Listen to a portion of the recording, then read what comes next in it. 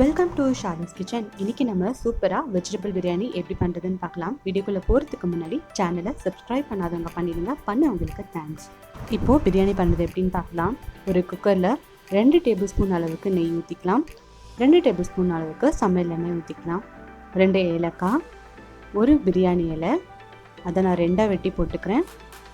ஒரு பட்டை, ஒரு நட்சத்திர சோம்பு, 3 கிராம்பு, இதெல்லாம் போட்டு நல்லா பொரியட்டும். இதெல்லாம் பொரிஞ்ச பிறகு 2 பச்சை மிளகாய் கீறி வச்சுருக்கேன், அதை போட்டுக்கலாம்.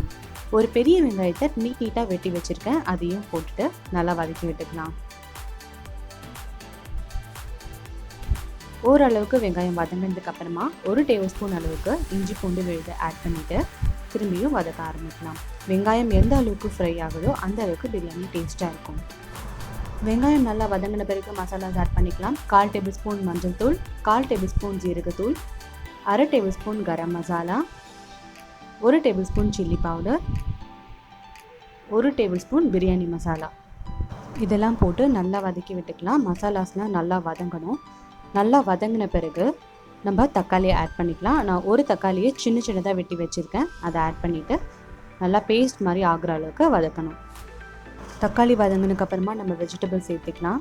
நான் 1 கேரட் வெட்டி வச்சுருக்கேன், அதை போட்டுக்கலாம். 5-6 பீன்ஸ் அதை போட்டுக்கலாம். போட்டுட்டு நல்லா வதக்கி விட்டுக்கலாம். காய் ஓரளவுக்கு நல்லா வேகணும். வெந்ததுக்கப்புறமா 1 கிண்ணம் அளவுக்கு நான் மின்ட் லீவ்ஸ் எடுத்துருக்கேன். ஒரு கைப்பிடி அளவு எடுத்துக்கோங்க, கரெக்டாக இருக்கும். அதை போட்டுட்டு நல்லா வதக்கி விட்டுக்கலாம். இதுக்கப்புறமா 1/4 கப் தயிர் போட்டு நல்லா கலந்து விட்டுக்கலாம். இது கலந்து விட்டதுக்கப்புறமா நம்ம ரைஸ் சேர்த்துக்கலாம். நான் 1 கப் பாஸ்மதி அரிசியை 1/2 அன் ஹவர் ஊற வச்சு எடுத்து வச்சுருக்கேன், அதை சேர்த்துக்கலாம். ரைஸை சேர்த்துட்டு ஒரு தடவை மிக்ஸ் பண்ணி விட்டுட்டு நம்ம பிரியாணிக்கு தேவையான அளவுக்கு தண்ணி ஊற்றிக்கலாம். 1 கப் அரிசிக்கு 1.5 கப் தண்ணி எடுத்தால் போதும். பாஸ்மதி அரிசிக்கு நிறைய எடுத்தால் அரிசி குழஞ்சிரும். ஸோ 1 கப் அரிசிக்கு 1.5 கப்பு தண்ணி போதும். ஊற்றிட்டு தேவையான அளவுக்கு உப்பை போட்டுட்டு ஒரு தடவை டேஸ்ட் பண்ணி பார்த்துட்டு நம்ம குக்கரை மூடி வச்சிடலாம். டேஸ்ட் பண்ணும்போது உப்பு அதிகமாக இருந்தால் தான் பிரியாணி வெந்து வரும்போது சரியாக இருக்கும்.